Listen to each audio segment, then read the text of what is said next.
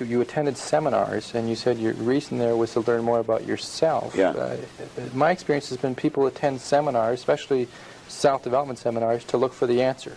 They want to know, what is it out there I can learn so that I can be more successful? That wasn't your motivation? No, oddly enough, and I think probably you're right. I think that's what most people are looking for. I think they're looking for an answer outside of themselves, and they're never going to find it. I think by this time I realized it was something in me.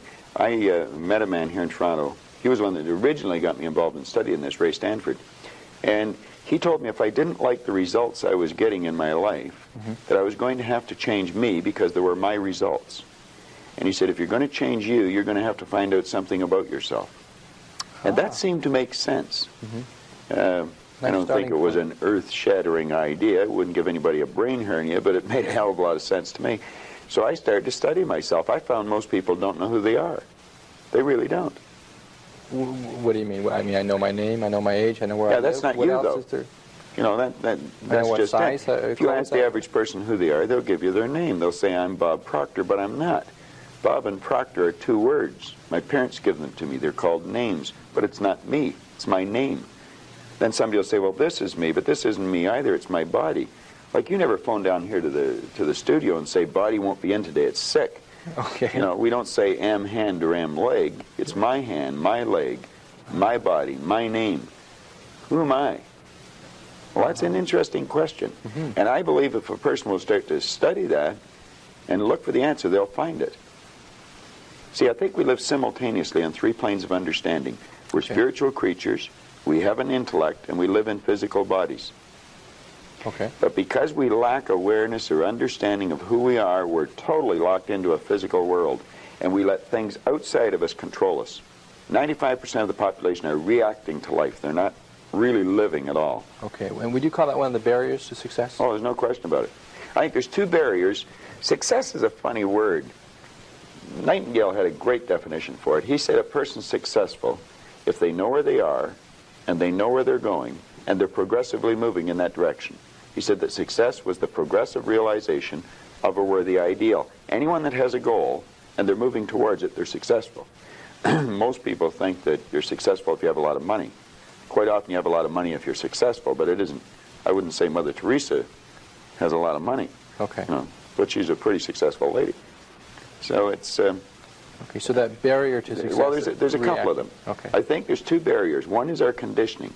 The conditioning that takes place in our subconscious mind from the time we're infants. All we can do is act and talk like the people around us. That's why we learn the language we learned. If there was 10 languages spoken in our home, we'd learn 10 languages without any trouble. There's usually one, and that's the only one we ever learn. And we grow older and we think, oh, I couldn't learn another language. We could learn 100 if we wanted to. You can do anything. But I think we're conditioned. We have a real strong conditioning, usually with not some very good ideas. And then that's the barrier that's inside us. The one that's outside of us is our environment. We have a tendency to act like everybody around us. And if you think about this, it doesn't make a lot of sense. Because if you study statistics, 95% of the people live their entire life and never live the way they want to live. You know that 95% of the population in this country, let's say in North America, the richest continent in the history of the world, they'll work productively, let's say for 40 of their 65 years, and they'll end up with hardly any money. Well, there's got to be something wrong. So there's not much... 5% of the people end up financially comfortable or independent. Are you trying to depress us, Bob? Because that's No, actually, I think it's quite an exciting idea, because you see, the idea behind it is that anybody can win, anyone at all. But if we start studying these statistics, I think we'll arrive at the conclusion, geez, I better start thinking for myself rather than follow everybody. Most people, they get a job, they look around, they see how everybody else is doing their work, and they start doing it the same way. They should stop and think, I wonder if any of these people know what they're doing. You know, is there a better way to do it? But don't we have a need to fit in? I mean, we don't want to stand out. We don't want to get fired. We don't want to make waves. Exactly. Just fall into line. You know, take a number. Be like everybody around. You know, that'd be great in the animal kingdom. But human beings aren't supposed to live that way. I think we should make a few waves. We should maybe stand out, be different. Not for the sake of being different, but because we are different. We all think different thoughts. And I believe we should start to think and build images in our mind of what we'd like to do and then set out and do it. Okay. Emerson did that, Edison did that, Marconi did that, Samuel Morse did that, Buckminster Fuller did that. We could go on and on and on.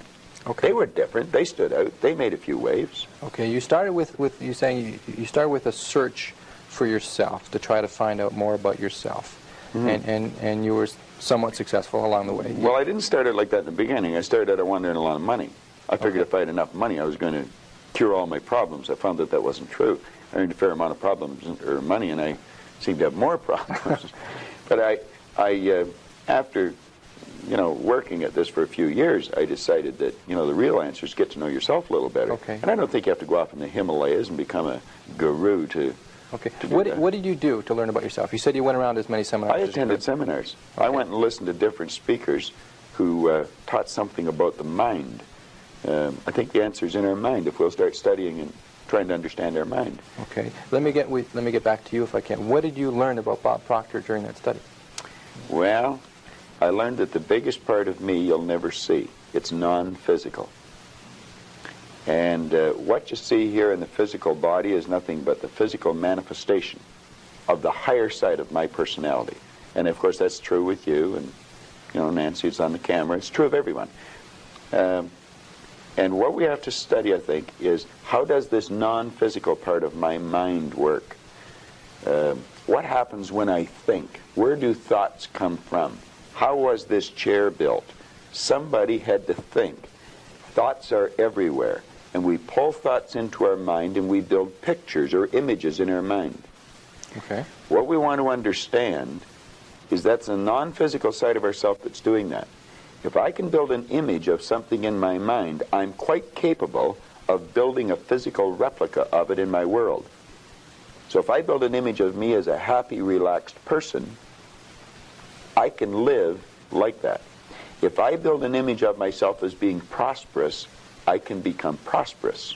So if we think rich, we will be rich. Is that what you're saying? Absolutely. We're already rich, just short of money.